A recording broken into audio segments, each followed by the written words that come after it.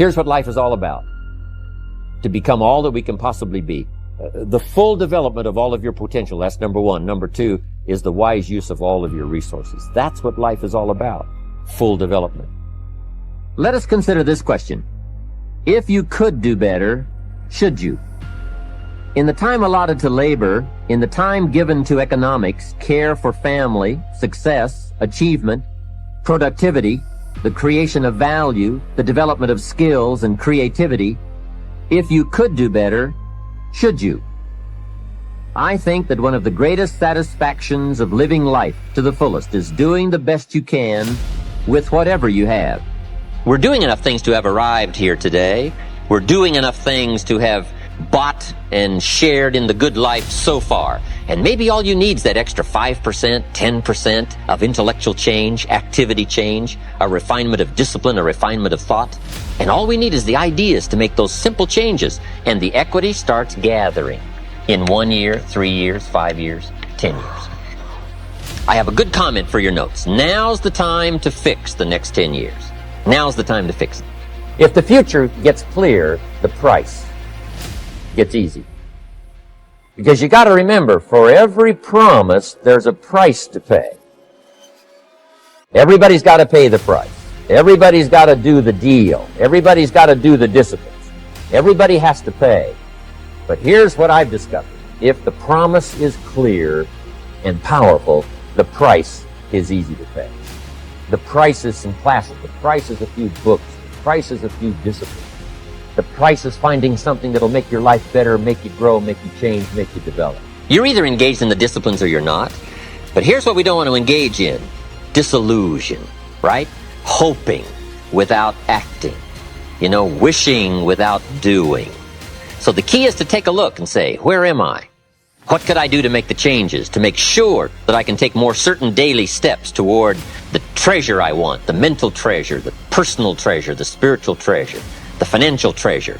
I don't want to make any errors. Now's the time to adjust my daily program to take me where I want to go. I think my personal advice to you would be, reach down inside of you and come up with some more of those remarkable human gifts. They're there, waiting to be utilized. And then change anything for you want to change. And I challenge you to do that because you can change. If you don't like how it is for you, change it. If it doesn't suit you, change it. If it doesn't please you, change it. If it isn't enough, change it. And I challenge you to do that because you can change. See, you don't ever have to be the same again, only by choice. If you don't like your present address, change it. You're not a tree. To attract powerful people, you must be powerful. To attract committed people, you must be committed. Instead of going to work on them, you go to work on yourself. You work harder on yourself than you work on the job. And if you become, you can attract. Here's the ultimate challenge. You've got to have patience with yourself.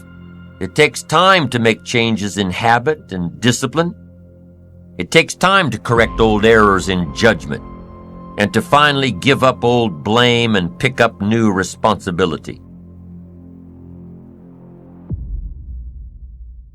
Personal success is built on the foundation of character, and character is the result of hundreds and hundreds of choices you may make that gradually turn who you are at any given moment into who you want to be. If that decision-making process is not present, you'll still be somebody. You'll still be alive, but you may have a personality rather than a character.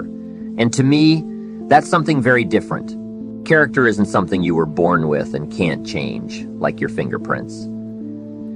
It's something you weren't born with and that you must take responsibility for forming. There used to be a joke about football teams that lost every game. The coach would say, "We built a lot of character this year, didn't we?" As if character is something that you settle for when you haven't achieved what you really wanted or automatically develops as a result of adversity. I don't buy that. I don't think adversity by itself builds character, and I certainly don't think that success erodes it. You build character by how you respond to what happens in your life, whether it's winning every game or losing every game or getting rich or dealing with hard times. You build character from certain qualities that you must create and diligently nurture within yourself, just like you would plant and water a seed, or gather wood to build a campfire. You've got to look for those things in your heart and in your gut. You've got to chisel away in order to find them, just like chiseling away rock, to create the sculpture that has previously existed only in the imagination. But the really amazing thing about character is that if you're sincerely committed to making yourself into the person you want to be, you'll not only create those qualities, you'll strengthen them and recreate them in abundance, even as you're drawing on them every day of your life. That's why building your character is vital to becoming all that you can be. Charisma is a word that is often confused with character, but charisma is really quite different. Charisma is derived from a Greek word meaning an ability to elicit favor in other people.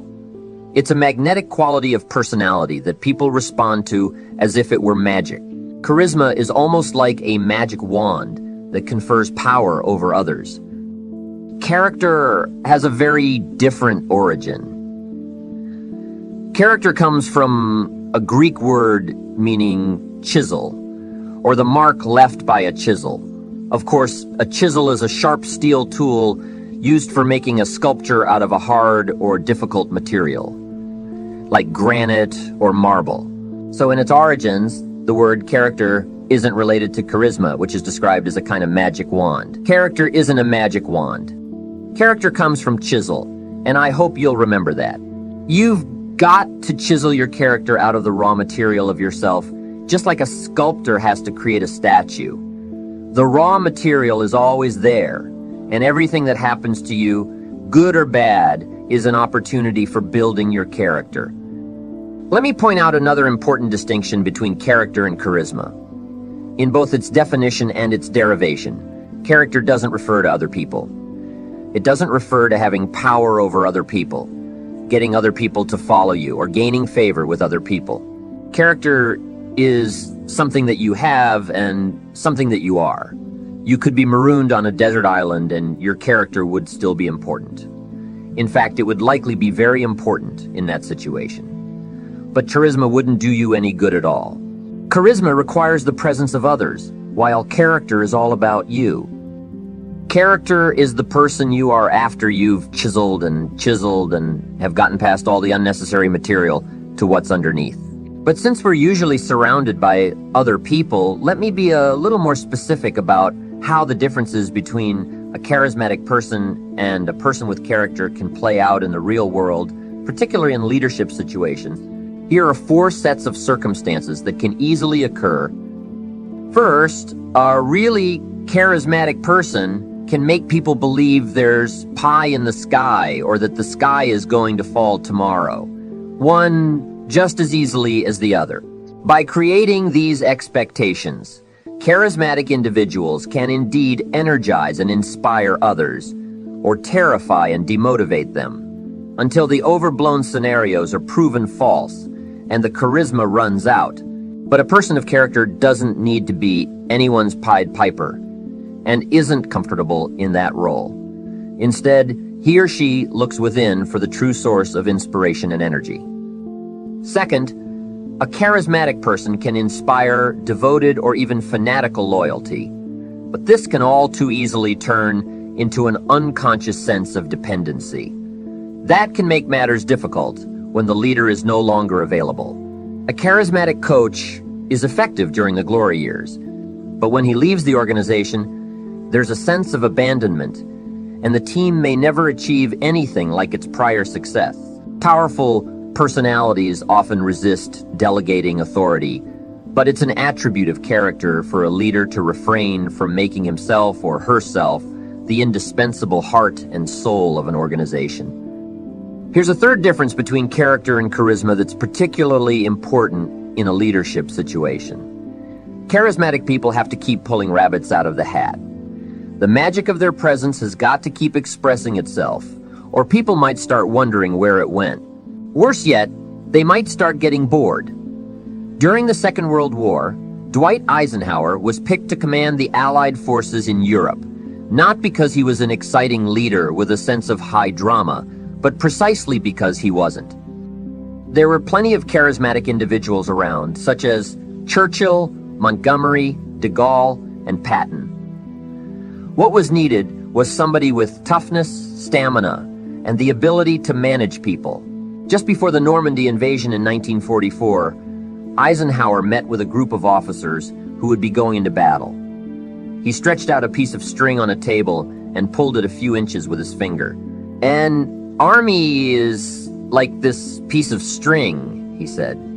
"If you try to push it from behind, it just tangles and doubles back on itself. Soldiers have to be led from the front, not pushed from behind." Eisenhower may not have been colorful, but he could definitely get his point across in a way anyone could understand.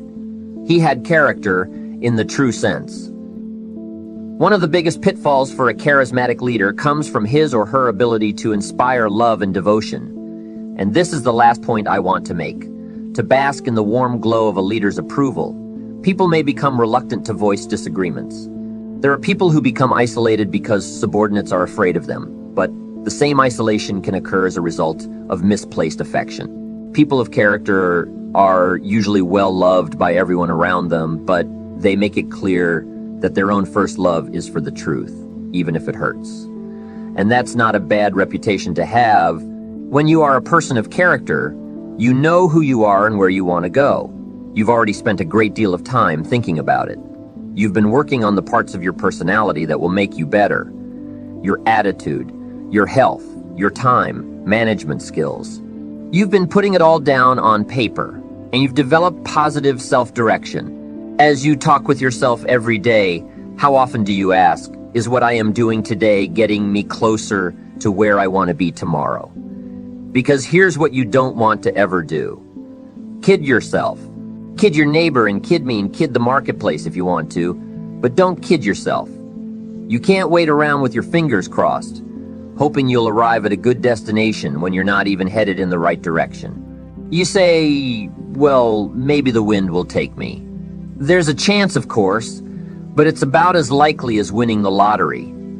You've got to take charge. Ancient scripture says that hope, if it's delayed long enough, can make the heart sick. You've got to ask yourself often, am I performing the disciplines that are taking me in the direction that I want to go?